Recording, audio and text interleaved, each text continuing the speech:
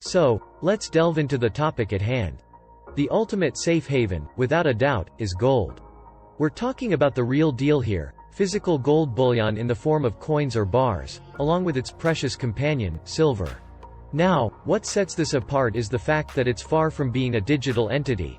It doesn't exist in the digital realm where hackers lurk, where theft can occur with a few keystrokes, or where freezing assets can cripple one's financial stability. No, gold stands outside this virtual battlefield. It's tangible, it's solid, and it's resolute. You see, the beauty of gold lies in its imperviousness to the virtual threats that plague our modern world. It's something you can hold, you can touch, and you can safeguard in a trusted place. It's a fortress against the storm of uncertainties. However, here's the twist. While gold shines brilliantly on a global scale, Americans seem to be rather reluctant in embracing its brilliance. The understanding of its true worth seems to escape them. This brings us to a curious predicament. It's akin to a questioning frog that persistently hops from one lily pad to another, seeking safety but perhaps not recognizing the sanctuary that gold could provide. But there's another dimension to this narrative. Imagine a scenario where the government steps onto the stage and, with a grand flourish, assures citizens that all deposits are protected, regardless of the magnitude. This assurance might seem like a lifeline to those worried about the safety of their funds. And indeed, there have been instances where billions of dollars were being extracted from financial institutions. Wire instructions were sent on a Thursday night, and the following days were cloaked in uncertainty.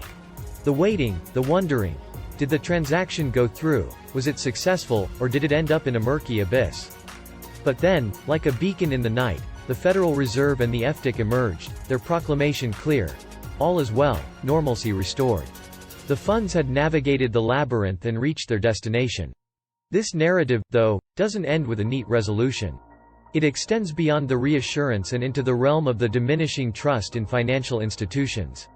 Banks, it seems, are on a shrinking trajectory. Consider, for a moment, the banks you mentioned. They too might be encountering substantial reductions in the flow of deposits. People, it appears, are hastening to extricate their resources. This very situation could potentially necessitate a sweeping and comprehensive deposit insurance protection strategy. But, and here's the crux of the matter, it also implies that the government is wading into the waters of extensive safeguarding, a move that could inadvertently lead to the unspoken nationalization of the entire U.S. banking system. It's reminiscent of the pages of history where Argentina faced similar scenarios. It's a crossroads with no definitive, favorable direction. On one path lies a catastrophe even more monumental than the tremors of 2008, resonating eerily with the tremors of 1931–32, while on the other path, the government's protective embrace morphs into a de facto control of the banking landscape. As an observer of these financial dynamics, it's hard not to notice the pattern. Each crisis unfolds with a crescendo that dwarfs its predecessor, and each bailout is a giant among giants. The underlying question, as an analyst, that lingers in the air like a fine mist is this. Have we arrived at the juncture where these crises, colossal in their proportions, eclipse the capacity of the venerable Federal Reserve itself? It's a question that looms larger than bank rescues or sectoral lifelines. It's a question of the very bedrock of confidence in the US dollar, and all signs point towards a precipice. Shifting our focus to the dollar, your insights hit the mark. The dollar's journey has been nothing short of a roller coaster ride. From a remarkable surge to subsequent retractions in 2023, the dollar's narrative remains dynamic. And here's where it becomes intriguing, your perspective on a weaker dollar potentially acting as a catalyst for a robust gold performance. Please note that while I've expanded on the ideas and provided a more elaborate interpretation, some parts of the original text were quite repetitive or appeared disconnected.